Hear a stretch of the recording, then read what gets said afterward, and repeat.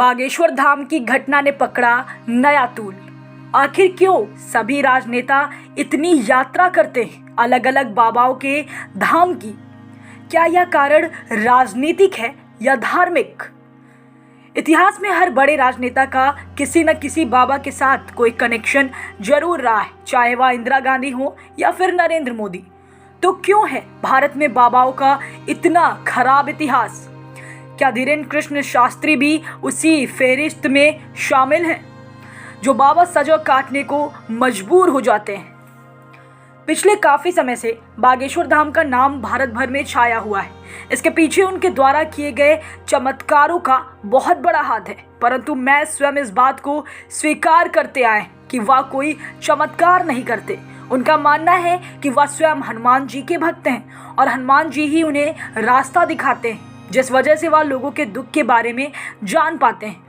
पर फिर भी लोगों के मन में एक बात भर चुकी है कि आखिर क्यों इतने बड़े बड़े नेता इन सभी बाबाओं के दरबार में अर्जी लगाने पहुंचते रहते हैं। बागेश्वर धाम के अलावा पहले भी बड़े बड़े नेता अलग अलग बाबाओं के दरबार में जा चुके हैं, बाद में जिन पर बहुत बड़े बड़े और संगीन आरोप लगाए गए और कई लोगों ने तो सजा भी काटी। यहाँ तक कि इंदिरा गांधी एक बाबा से इतना प्रभावित हो गई कि कांग्रेस का चुनाव चिन्ह पंजा का ख्याल भी उन्हें बाबा से आया।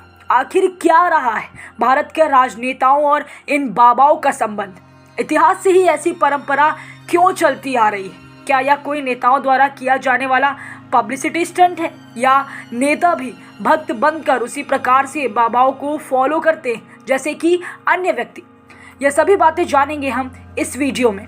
हाल ही में देखा गया नितिन गडकरी, नरोत्तम मिश्रा, कमलनाथ और देवेंद्र फडणवीस जैसे बीजेपी के कद्दावर नेता बागेश्वर धाम अर्जी लगाने पहुंचे थे। उन पर आरोप लगने से कुछ समय पहले ही यह सभी नेता उनके दरबार में पहुंचे। इसके बाद ही उनसे जुड़ी कंट्रोवर्सी शुरू हो गई। आखिर बागेश्वर धाम जैसे बाबाओं में ऐसा क्या है कि उनके पास भारत के बड़े बड़े बाहुबली नेता खींचे चले आते हैं? इस बात के कई कारण हैं। इनमें सबसे पहला कारण है चुनाव में धार्मिक वोट बटोरने की कोशिश।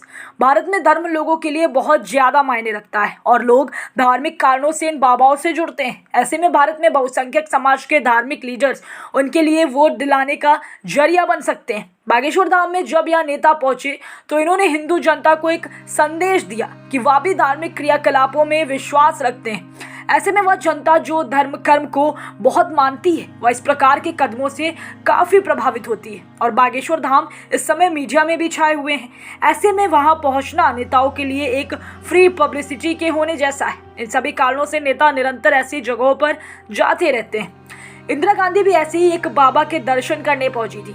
वो थे उत्तर प्रदेश के देवरिया जिले के देवराहा बाबा। पर आखिर इंदिरा गांधी देवराहा बाबा के दरबार में क्यों नहीं गई थी? दरअसल देवराहा बाबा को अनेकों सिद्धियां प्राप्त थी। लोग कहते थे कि उनकी उम्र 250 से 500 वर्ष के बीच थी। खुद देवराहा बाबा ने अपने से जुड़ा कोई दावा कभी नहीं किया, परंतु हर जगह पर पैदल पहुंच जाना, पानी पर चलना, आधे घंटे पानी के अंदर बिना सांस लिए रह लेना और सबके मन की बात जान लेने जैसे चमत्कार इंदिरा गांधी तक भी पहुंच चुके थे। आपातकाल के बाद हुए चुनाव में इंदिरा गांधी हार गई थी। इसके बाद वह भी देवराहा बाबा के दर्शन करने पहुंची। बाबा ने हाथ उठा के आशीर्वाद दिया तो इंदिरा गांधी ने तय कर लिया कि यही कांग्रेस का चुनाव चिन्ह बनेगा। बाबा के आशीर्वाद से अगले चुनाव में कांग्रेस ने प्रचंड बहुमत से सरकार बनाई और इंदिरा प्रधानमंत्री बनी। इंदिरा गांधी उन्हें बेहद सिद्ध पुरुष मानती थी और उन्हें खुले मन से पूछती भी थी। बागेश्वर धाम से पहले भी नरेंद्र मोदी, अटल बिहारी वाजपेयी, राजनाथ सिंह जैसे भारत के सर्वोच्च पदों पर बैठने वाले नेता आसाराम के दरबार में पहुंचते थे। इसके पीछे का क्या कारण था जिस पर बाद में दुष्कर्म जैसे संगीन आरोप लगे? नरेंद्र मोदी की आसाराम बापू के साथ पुरानी फोटो भी है ट्विटर पर जो खूब वायरल हो रही है। आसाराम बापू भी एक समय पर ऐसे ही सभी के चहेते बन चुके थे, परंतु उन पर बलात्कार के आरोप लगने के बाद सारी कहानी पलट गई। जब आरोप की जांच की गई तो कोर्ट ने उन्हें दोषी पाया और सजा दे दी। 2013 में दी गई सजा को आज लगभग 10 साल बीत चुके हैं, परंतु आज तक उन्हें उस केस में जमानत नहीं मिली और इसी वजह से कोर्ट ने गुजरात सरकार को नोटिस जारी करके जवाब भी मांगा है। इसी प्रकार एक सेल्समेड गॉड मैन बाबा राम रहीम थे।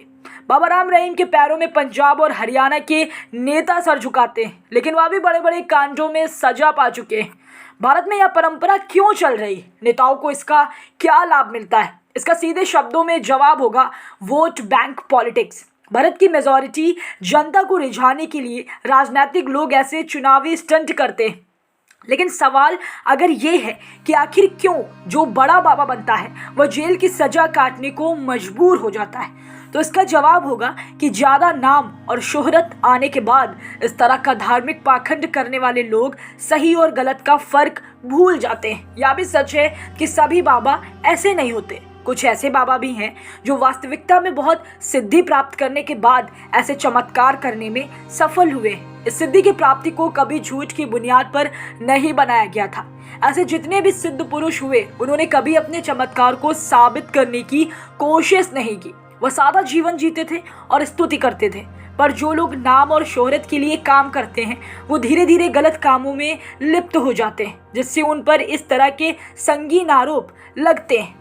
ऐसे सभी बाबाओं की यहाँ भारी भीड़ देखने को मिलती है। आप सब भी यह सोच रहे होंगे कि यह सभी बाबा भारत में अपने दरबारों में इतना भीड़ कैसे जमा कर लेते हैं। इसके दो उत्तर हो सकते हैं, या तो लोगों को भरगलाकर या सच में सिद्धि का प्रदर्शन करके।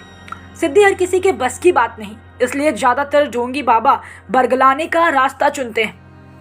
सवाल अगर यह है कि बाबा बागेश्वर धाम पर इतनी चर्चा क्यों हो रही, तो उसका सीधा सा मतलब है पंडित धीरेन्द्र कृष्ण शास्त्री, जो कि वहाँ के मुख्य व्यक्ति हैं, उनका इतने लोगों के सामने अपनी सिद्धि का प्रदर्शन करना।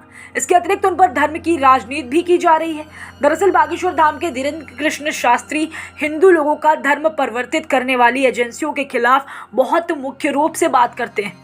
वह अपने आप को एक कट्टर सनातनी व्यक्ति बताते हैं। हिंदू धर्म से दूसरे धर्मों में चले जाने वाले लोगों की घर वापसी के कार्यक्रम भी वह आयोजित करते हैं। चूंकि वह भारत को हिंदू राष्ट्र बनाने का हमेशा से समर्थन करते रहे, इस वजह से लेफ्ट विंग आइडियोलॉजी को फॉलो करने वाले लोग हमेशा से उनके खिलाफ आवाज उठाते हैं। पर बाबा का कहना है कि उन्हें इन सब बातों से कोई फर्क नहीं पड़ता और वह हिंदू धर्म को बचाने के लिए कुछ भी कर सकते हैं। देखना होगा कि बाबा बागेश्वर धाम की है कहानियां नया क्या मोड़ लेती है। क्या पंडित धीरेन्द्र कृष्ण शास्त्री जी उन्हीं बाबाओं की फेहरिस्त में शामिल हो जाएंगे जिन्होंने गलत कामों की वजह से सजा काटी? मेरे अनुसार पंडित धीरेन्द्र कृष्ण शास्त्री ढोंगी नहीं है, परंतु उन्हें कुछ सिद्धियां प्राप्त हैं जिसका प्रदर्शन वह लोगों के सामने करते हैं। लोगों को उनका यह प्रदर्शन गलत भी लग सकता है, पर वह हमेशा कहते हैं कि वह किसी को नहीं बुलाते बल्कि भक्त उनके पास खुद आते हैं। साथ ही धीरेन्द्र कृष्ण शास्त्री ने कभी यह दावा नहीं किया वह कोई चमत्कार करते हैं, इसलिए शायद उन पर यह राजनीति बेमानी है।